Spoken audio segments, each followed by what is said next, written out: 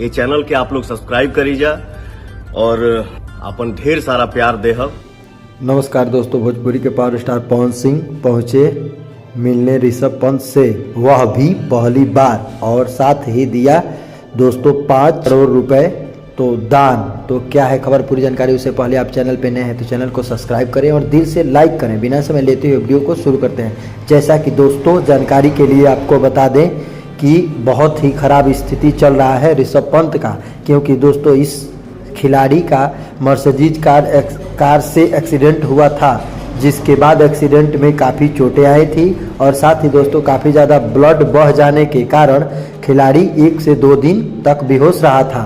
और अचानक से कई सारे लोग आते हैं और इस खिलाड़ी को बचा लेते हैं और डॉक्टरों के पास शामिल करवाते हैं, जहां पर जिस हॉस्पिटल में इस खिलाड़ी का इलाज चल रहा है वह हॉस्पिटल देहरादून में है। वहां पर दोस्तों पावर स्टार पवन सिंह अचानक से मिलने पहुंचे। बताया यह जा रहा है कि बहुत बड़े प्रशंसक हैं पावर स्टार पवन सिंह, इसलिए उनका हालचाल लेने के लिए खुद पहुंचे।